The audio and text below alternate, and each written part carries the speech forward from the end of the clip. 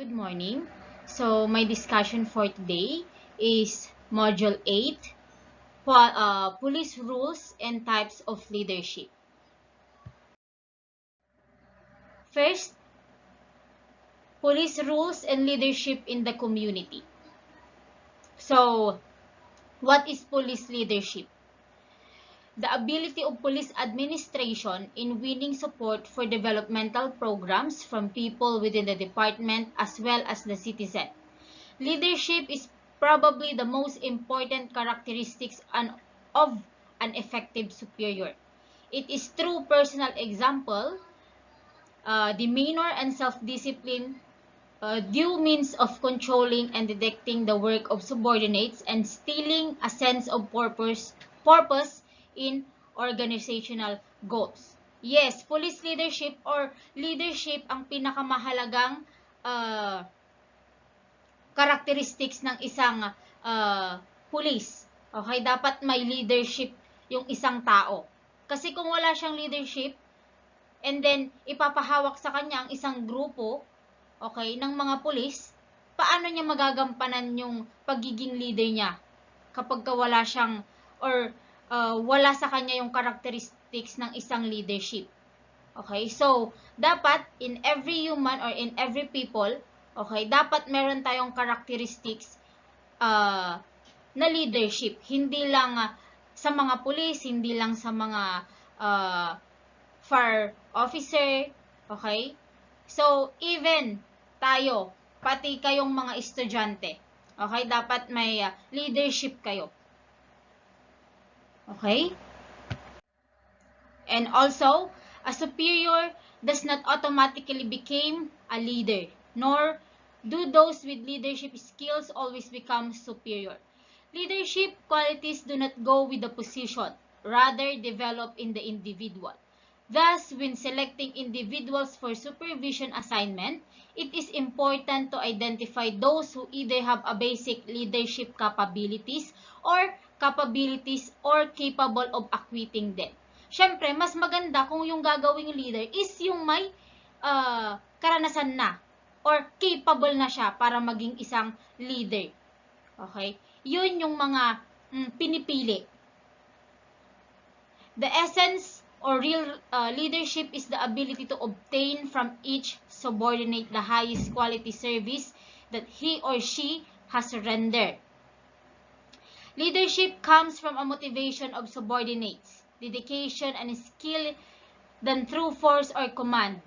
It does not involve the exercise of authority through commands coupled with threats or punishment, non-compliance, but from proper motivation of individuals. So, yan yung mga ability na kailangang i-obtain ng isang tao. Okay? So, meron tayong types of leadership. First, we have autocratic leader. The autocratic leader is the one that almost totally informs organization power and authority. Autocratic leaders usually proceed best in pressure type of emergency situation but not as well under more leisure condition. Ibig sabihin, siya lahat. Okay? Siya lahat yung nagdesisyon, siya lahat yung may hawak ng authority. Okay? Kaya nga sabi diyan, the one that almost totally informs organization, power, and authority. Next, we have the so-called democratic leader. The democratic leader normally employs a more participating style of management in which subordinates are allowed to offer suggestions and become involved in the making of decisions that affect them. Like here in our country, democratic tayo. Okay? So, pwede tayong mag-suggest. Okay? Pakikinggan yung mga suggestion natin kasi democratic nga tayo, democratic country. Ganon din sa democratic leader, papakinggan din niya yung mga suggestions ninyo and i-a-adapt niya yon once na nakita niya na maganda.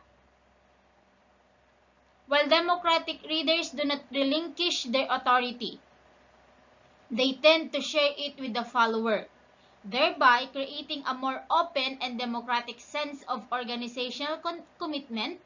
democratic leaders are usually non-successful in developing skills and capabilities in their subordinates. Yan naman yung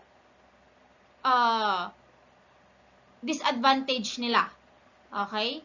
Hindi sila nagiging successful in developing their skills sa pagiging isang leader. Kasi syempre, meron silang inaasahan din ng mga subordinates. Kasi yung mga subordinates na meron ding mga capabilities yan. And promoting a greater degree in personal commitment in the goals and activities of the organization. So, ganyan po ang democratic leader. Next, we have the so-called free reign. Free reign, laissez-faire leader normally exercise a minimum control over subordinate and in many cases will abdicate supervisory authority and responsibility, allowing subordinates to make decisions by themselves with every little guidance and direction. Free-rein leaders are usually effective in the organizational setting and often fail to retain control under crisis situation. So, dito naman sa free reign natin, okay, hinahayaan nung leader nila na ang magdesisyon is yung subordinates. Okay? Sabi nga dito, abdicate supervisory authority and responsibility, allowing subordinates to make decisions by themselves. Okay? So, hinahayaan nila yung mga subordinates nila na magdesisyon para sa sarili nila. Hindi yung mismong leader nila ang magdesisyon para sa kanila. So, next. Okay? Give police leader controls must specify the following specifications. First, they must be specific and economical. Second, they must be meaningful, relating to significant events. 3, they must be using appropriate indicators. 4, they must be using appropriate indicators. They must be timely, they must be simple as possible, and last, they must be directed to those who can take the necessary action. So, yan yung mga specifications na dapat meron ang isang leader or ang isang police leader. Next, leadership and performance. The police leader is responsible for 3 equally important, essential, different, broad responsibilities. First, fulfilling the mission of the police department. Yes, as a leader, dapat ma-fulfill mo yung mission ng police or ng department ninyo. Next, making work productive and subordinate achieving. Okay? And last, okay, establish of national police force that is national scope and civilized in character. So, yan yung mga responsibilidad, 3 responsibilidad ng isang police leader sa department nila or sa kapulisan. Next, Section 6, Article 16, Philippine Constitution. Establish of national police force that is national in scope and civilized in character. Okay. Manning level. Ano ba yung manning level? The approximate police to population ratio. Okay. Ang population ratio natin kasi is 1:500. Ang isang police, ang kailangan niyang bantayan, 500 person or 500 citizen. Pero ngayon, dahil nga masyadong lumulobo yung population natin, okay, 1:1,500 na. Isang police, ang babantayan niya is 1,500 na katao. Sa tingin nyo ba, kaya niya yon? Syempre, hindi. Okay, so, mahirap din ang trabaho ng mga police. Things to consider in manning level. First, state of peace and order. Okay? Next, population density. Actual demands on service in area is 1:500 average nationwide po, manning level. Pero kapag population ratio ng 1,000 minimum police to population ratio. So, yan yung ratio nila. Okay. Three classifications of city and municipal according to population. Sa city muna tayo. Sa mga Class A city, cities within the 100,000 population and above. Class B, cities with 75,000 populations. Class C, cities with less than 75,000 population. So,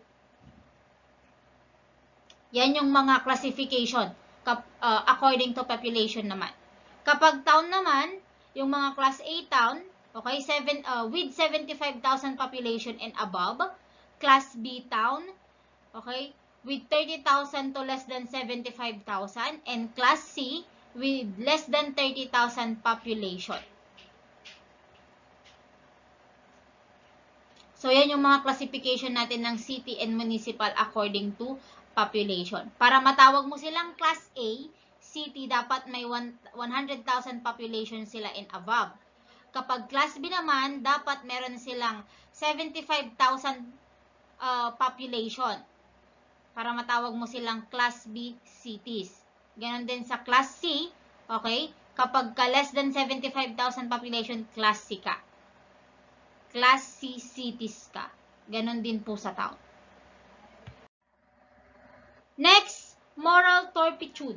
An act of baseness, vileness, or morally even oftentimes offensive sense or sensibility, or highly disagreeable sins, where one, if convicted by final judgment of the committed of his parental authority, guardianship over the marital authority, and right to manage his property. So, guys, okay, ang moral turpitude, guys, okay, ayan yung vina-violates mo, okay, yung